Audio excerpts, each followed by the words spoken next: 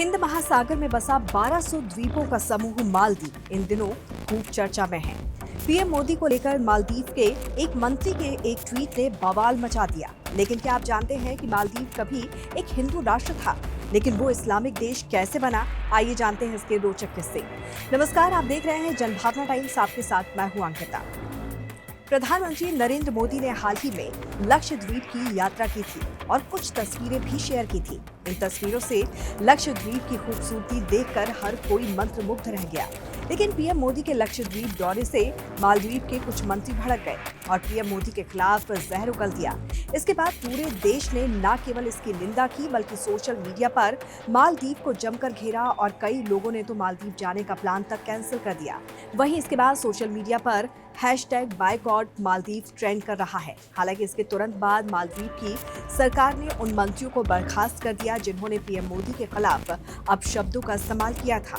वहीं भारत से पंगा लेना मालदीव को भारी पड़ गया है। आपको बता दें कि दक्षिण एशिया में स्थित मालदीव क्षेत्रफल और जनसंख्या के मामले में एशिया का सबसे छोटा देश है।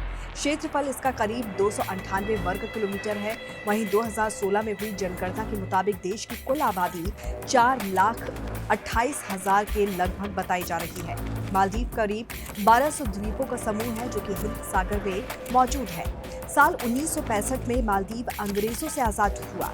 इस देश को सबसे पहले भारत ने ही मान्यता दी थी। लेकिन क्या आपको ये पता है कि इस्लामिक देश मालदीव कभी गुजरातियों और हिंदुओं का गढ़ था? ये सच्चाई जानकर आपको यकीन नहीं हो रहा होगा, लेकिन जब हम इतिहास के पन्ने पलटेंगे तो पता चलेगा कि एक समय मालदीव पर हिंदू शासकों का शासन हुआ करता था। यहाँ पर गुजराती करीब 500 ईसा पूर्व श्रीलंका जाकर बस गए और कुछ मालदीव चले गए।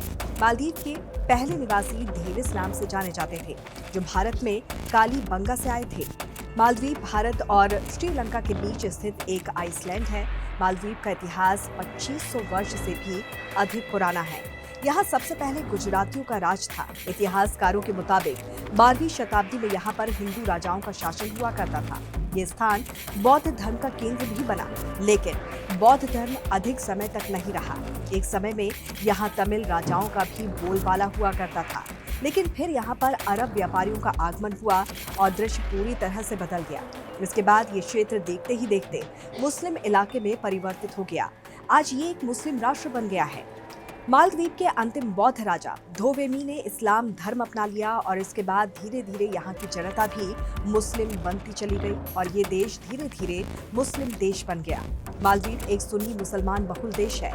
मालदीव के संविधान के मुताबिक मालदीव के नागरिक सिर्फ मुसलमान ही हो सकते हैं। मालदीव का 2008 का संविधान सुन्नी इस्लाम को राज्य धर्म के तौर पर नामित करता है। इसके मुताबिक नागरिकों का कर्तव्य इस्लाम को संरक्षित और सुरक्षित करना है। यहाँ के सरकारी नियम इस्लामी कानून पर आधारित है। तो इस पर आपकी क्या राय है, जरूर बताइए। जुड़े रहिए जनभावना टाइम्स के साथ। नमस्कार।